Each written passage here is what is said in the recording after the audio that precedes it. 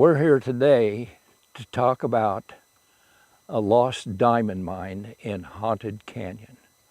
And we're sitting just a few yards from where the entrance to go to Haunted Canyon is. Yeah, Haunted Canyon was homesteaded somewhere between 1900 and 1915. There's a nice little farming area out there, and some of the old mining implements or farming implements are still sitting there.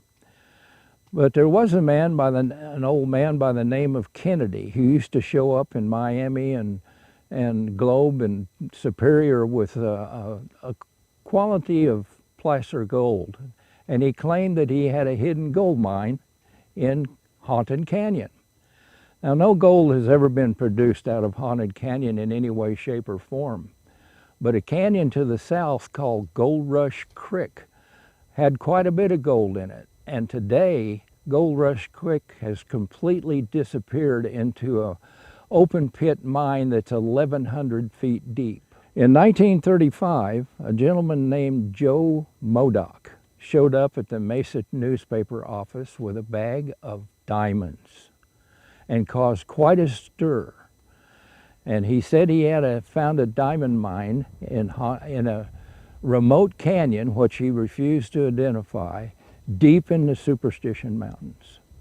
This caused quite a stir for a short time until they found out that all he had really was crystals out of a cave. My friend Tom Kollenborn decided one day that he was going to find that cave. In 1968, Tom finally found that cavern. He even could see where Joe Murdoch had chipped off the crystals. And the cave has been explored to about 1,200 feet in past times. But Tom was somewhat of a conservationist, and he was concerned about people going into this cave and causing a lot of damage like Joe did. So the entrance at that time was something quite small and covered over, and he had to crawl in to get in. But he went ahead and took a bunch of broken loose limestone and concealed the entrance of the cave, leaving only a couple of small portals for the bats to get back and forth out of. About 1975, he was back in and had discovered that nobody had opened up his concealed cave. In 1977, I came in with Tom and two other gentlemen, all who have passed away now. And when we got to a certain point, we stopped and Tom pointed up this ridge and said, that's where the cave is. And it's not my intention to expose where that cave is to anybody. It's somewhere in Haunted Canyon.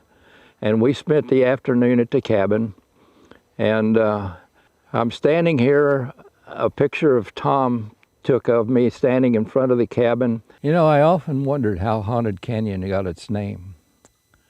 And Tom explained to me that in a certain area in the canyon, there are several calcite caves, and some of them, the entrances are so small that no person could get in them.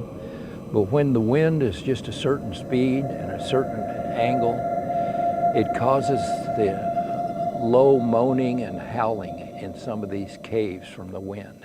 And that's how Haunted Canyon got its name. In one of Tom's articles, he mentioned that he was back in here about his last time, about 1990, and the cave still was untouched and had not been entered. You know, a lot of people tell you that there's no mineralization in the Superstition Mountains. Well, about 100 yards behind us is a whole different story.